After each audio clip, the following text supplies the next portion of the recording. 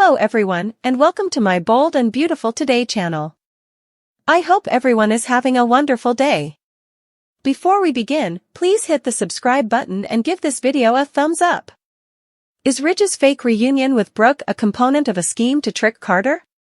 According to previews on The Bold and the Beautiful, Brooke Logan and Carter Walton will have a heated argument the week of February 3rd to 7th.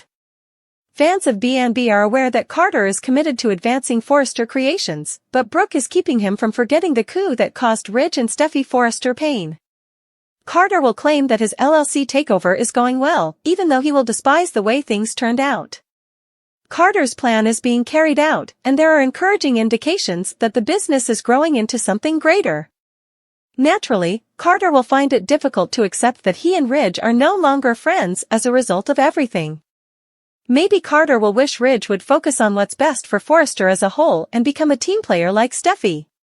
That might set Brooke in motion and inspire her to start a new plan that would work out well for her as well. Brooke believed she could eventually persuade Carter to restore Forrester authority, so she took the CEO position. But as long as Ridge is being like such a grumpy jerk and resisting Carter's reforms, it won't happen. Perhaps he should start acting like he's prepared to play on the same team even if Ridge doesn't agree, just like Steffi did when she returned to the organization. Brooke may even suggest to Carter that Ridge serve as her co-CEO. It would be wise for Brooke to move Ridge back into the co-CEO position, even though Carter could continue to serve as the LLC manager for the time being. That might be challenging because Carter needs to think Ridge genuinely supports him. The coup caused Ridge and Brooke to part ways, so maybe they should make amends, or at least seem like they will. In order to trick Carter, may Ridge stage a reconciliation with Brooke? Even if Ridge isn't interested in a formal reconciliation, Brooke may urge that they convince Carter that they have reconciled. Convincing Carter that Ridge is changing his mind and eventually persuading him to submit the required LLC documentation could start with that. Naturally, if Brooke believes that a phony reunion will result in a real one, she may have hidden agendas. Brooke might use this as a very effective tactic to wrest Ridge away from Taylor Hayes. However, it's plausible that Ridge invented this plan on his own, which would lead Brooke to believe the reunion is genuine as well. Ridge may persuade Taylor that he must deceive everyone for a while, but she may worry that this will cause him to fall in love with Brooke once more. We'll provide you with more predictions on all the drama and updates on any surprises along the way since, in any event, a phony reconciliation between Brooke and Ridge might make matters more complicated. According to previews on The Bold and the Beautiful, Brooke will be visiting Ridge shortly, which might result in some significant news and a possible proposal. Ridge had experienced a lot in his life, including family conflicts, corporate betrayals, and heartbreaking heartbreaks, but there was something about Daphne that made him uneasy that he couldn't quite put his finger on. Although the way she held herself was remarkable enough, it wasn't the only thing. People were drawn to her without even realizing they were already in her web because of her effortless sensuality and unmistakable presence. However, it went beyond that.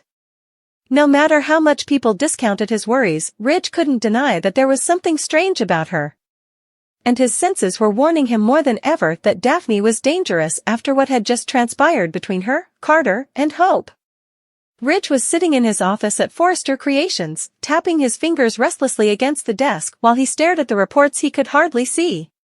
His thoughts were elsewhere, muddled by memories of Hope's appearance when she had hurried out of the building earlier that day, her hands shaking and her face white. The destruction, the betrayal in her eyes.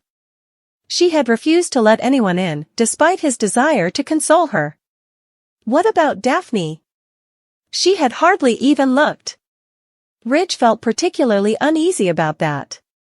Daphne had a chilling level of control, but he had dealt with manipulators before, people who knew how to use circumstances to their advantage. Following Hope's departure, he had observed her interactions with Carter, the faint smile on her lips, and the way she stroked Carter's arm with satisfaction rather than worry.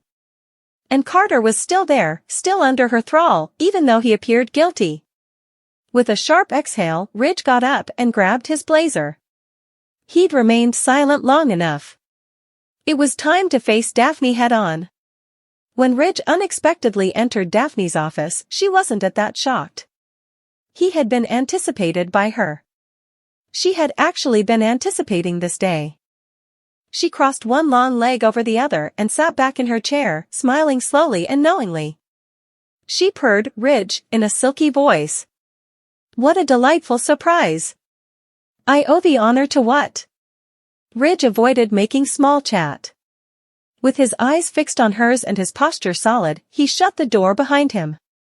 He remarked in a low, foreboding voice, "I don't know what game you're playing, but it ends now." Unfazed, Daphne smirked and inclined her head. "Game?" she repeated naively. "I'm afraid I don't understand what you're saying." Ridge took a step forward. "I hope," he said abrasively. "Carter. You were aware that she would interrupt you too. You desired that she do so." Daphne chuckled softly and shook her head, as though he were being absurd. She groaned, "Oh, Ridge. I get too much credit from you." "I refuse to give you credit," Ridge retorted. "I'm cautioning you. Regardless of the spell you have over Carter or the hold you believe you have on him, it will not last. And you will regret it when it breaks and he discovers what you did." Something wicked and cunning flickered in Daphne's eyes, yet her smile remained constant. She whispered, "You act like I pushed Carter into my arms. As though he didn't wish to be present. But, Ridge, you and I both know the truth." She lowered her voice and leaned forward a little. "Men are entranced, which is why they don't cheat. They want to cheat, so they do it." Ridge held his temper and let out a deep exhale. "Avoid him," he said. "Keep your distance from this family. I'll be watching, and I don't trust you." Daphne just grinned. "Anything less would be unacceptable to me." Poppy, meantime, was in the middle of her own encounter, which she had been dreading for weeks. Finn's face was unreadable as he stood before her with his arms folded. His voice was firm but calm as he said, "Poppy, I need the truth. I must ascertain whether Luna is indeed my daughter." Poppy's heart pounded in her chest as she swallowed forcefully. Persuaded that it was the proper thing to do, she had been keeping this secret hidden for years. But now that Finn was here, asking questions, she realized she couldn't flee any longer. She inhaled deeply, tears burning in the corners of her eyes. "Finn," she began, her voice trembling. "You must realize that I never intended to cause you any harm. I never intended to hurt anyone." Finn's mouth clenched. "Then just be honest with me." After a brief pause, Poppy finally uttered the words she had been suppressing for so long. With tears streaming down her face, she replied, "No. You are not the father of Luna." The ensuing hush was deafening. Finn stepped back, almost flinching from what she had spoken. He murmured softly, "You lied to me," with a look of incredulity on his face. "All this time, you allowed me to think." He shook his head and exhaled sharply. "Poppy, who is her father?" With a new surge of remorse rushing over her, Poppy closed her eyes. "I am unable to." "You can," interrupted Finn. "And you will." Poppy averted her gaze and steadied herself by holding onto the counter's edge. How much more could she divulge before everything fell apart, given that she had already revealed one terrible truth? But there was nothing she could do. She took a trembling breath and turned back to Finn, speaking in a scarcely audible whisper. After a brief moment of hesitation, Poppy finally uttered the name that would alter everything. And Finn's whole world fell apart the instant she did. Daphne Rose was well aware of her actions. She had always done so. She had recognized the potential, the chance, and the challenge as soon as she first saw Carter Walton. How she enjoyed a challenge, too. Carter was the type of man who took great satisfaction in his commitment, integrity, and moral rectitude. Daphne, however, saw something else beneath that noble exterior, something hungry, something restless. She was aware that she could claim him if she gave him the proper push and touch. And she was going to do precisely that. Really, it had started already. What Daphne had suspected all along was confirmed by the way Carter had reacted to her the night Hope had interrupted them. He desired her. Whether he told himself it or not, he had wanted her for some time. The passion was there, alive between them, pulsing like a slow-burning ember just waiting to be ignited into flames, so his uncertainty and guilt didn't matter. Daphne wasn't concerned that he might want to distance himself at this point in order to preserve what remained of his relationship with Hope. Because she already had Carter Walton. She knew he would be at Forrester Creations, and that is where she found him. Like a man battling his own demons, he sat in his office, contemplating and gazing at the wall. Excellent. Rather, she slipped inside and closed the door, making sure to lock it with a slow, careful click. Carter stiffened but did not immediately turn around. "Daphne," he whispered, his tone low and wary. Grinning, she took a step forward. As she approached his desk, she joked, in a light, knowing tone, "You say my name like you don't want me here." However, we both know that's untrue. At last, Carter turned to face her, his gaze conflicted and his mouth clenched. "You're not supposed to be here." Daphne sat on the edge of his desk, crossing one long, slender leg over the other, and just arched a delicate brow while tilting her head. She understood the value of patience, so she allowed the quiet to linger between them while she watched and waited. She sensed the tension crackling in the air and the heat radiating off him. She reached out and ran one finger over the edge of his desk, thinking, "You're angry. At me. At oneself. At what happened?" She dropped her voice to a seductive whisper, letting her eyes rest on him. "However, Carter, tell me what exactly is causing your anger." Carter shook his head and let out a deep exhale. "You understand why." "Do I?" She pretended to be innocent as she asked. "Are you upset that Hope noticed us? Or because you were pleased with the outcome?" His hands at his sides clenched into fists as his gaze darkened. "Don't, Daphne." With a gentle yet forceful voice, she drew closer as her aroma enchanted him. "What don't you do, Carter? Not being honest? Do not force you to acknowledge what you already know." Her breath ghosted against his skin as she leaned in just enough. "That evening, you wanted me. You still do, too." Carter tensed, breathing erratically. I did something wrong." Daphne shook her head and giggled quietly. "No, Carter. Forgetting to send an email is an error. Taking the wrong exit off the interstate is a mistake." A knowing smile curved her lips. "What did we do?" "It wasn't an error." As though to physically get rid of the thoughts that were racing through his head, Carter dragged a palm down his face.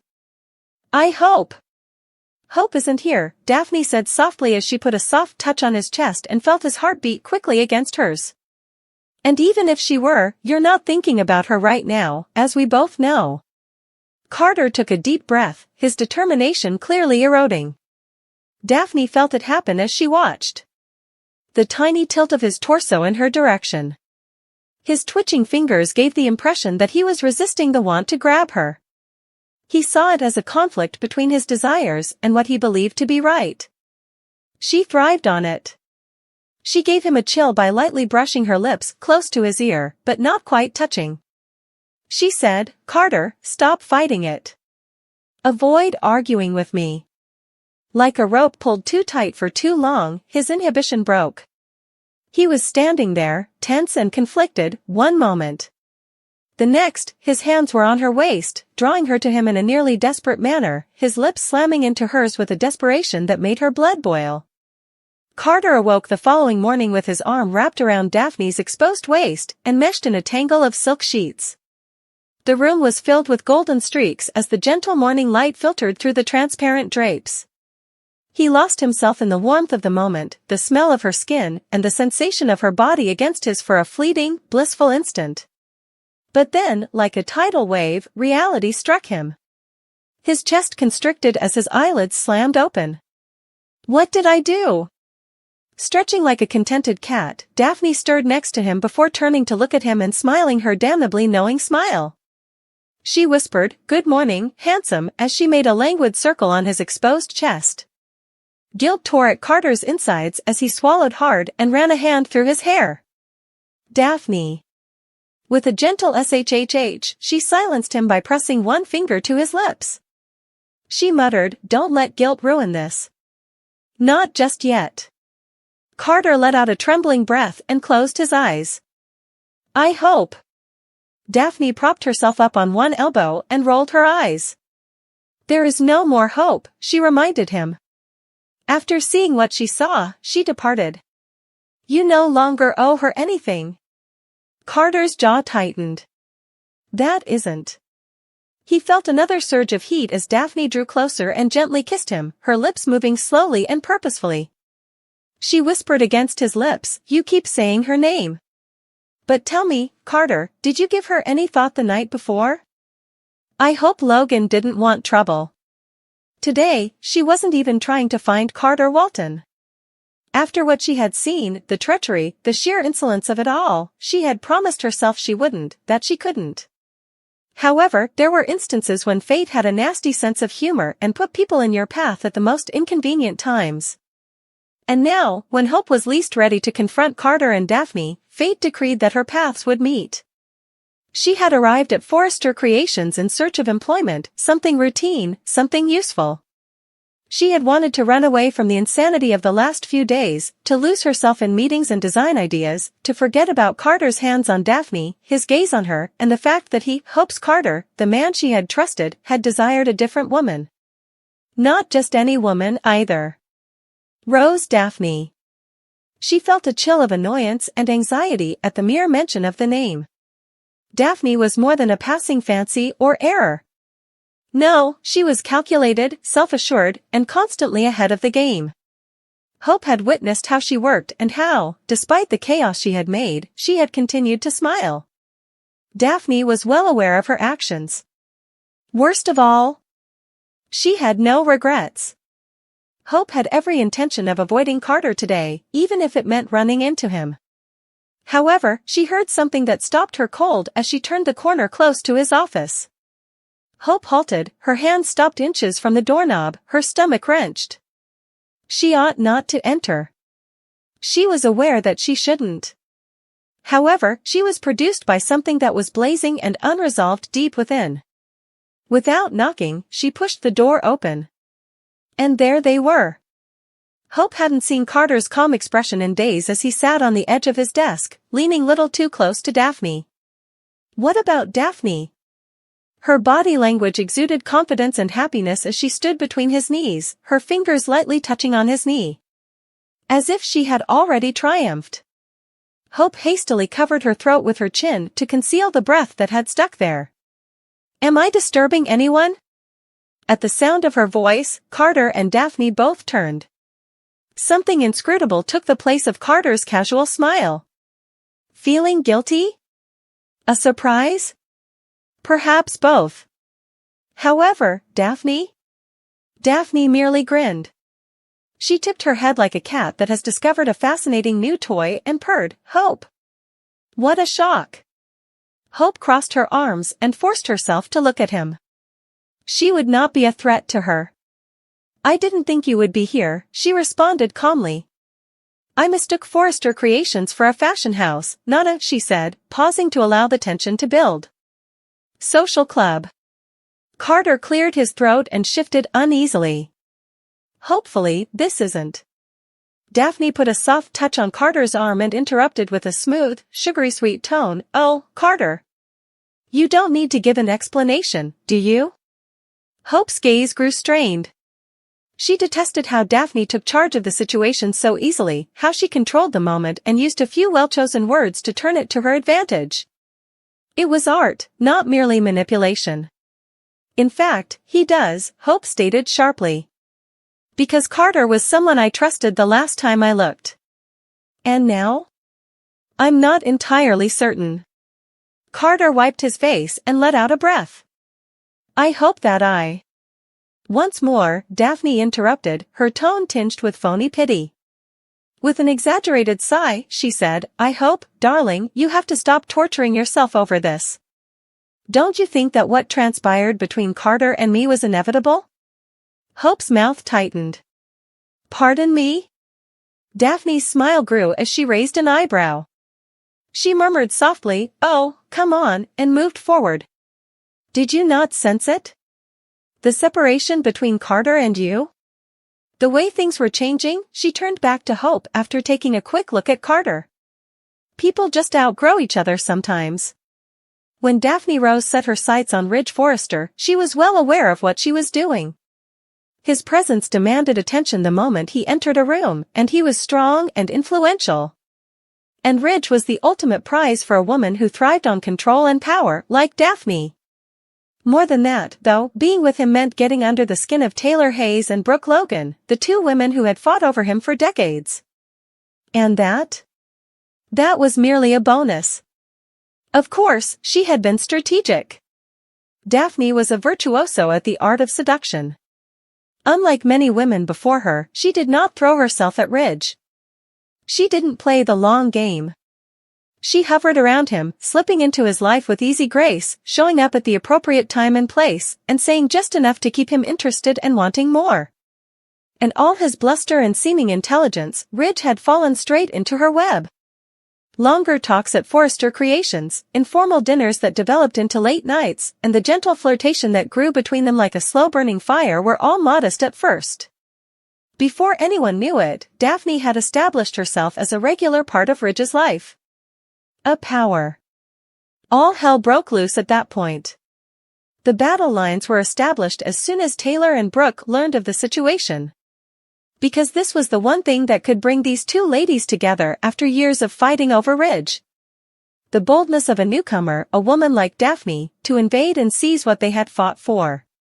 As Brooke paced Taylor's living room, her shoes clicking forcefully on the hardwood floor, she yelled, "You can't be serious. Tell me that this is simply a pointless fling. Tell me that Ridge isn't genuinely thinking about a relationship with that woman." Taylor's demeanor was equally stiff as she folded her arms. "Oh, okay, he's thinking about it. And based on my observations, Daphne isn't leaving." Brooke gave her a gaze that was like fire. "We then ensure that she leaves." Taylor's forehead raised. "We?" Brooke rubbed her temples and sighed in frustration. She let out a quick exhale. "Look, I know we don't exactly have the best history, but I refuse to let Daphne Rose just waltz into our world and destroy everything. Ridge has always been our issue, after all.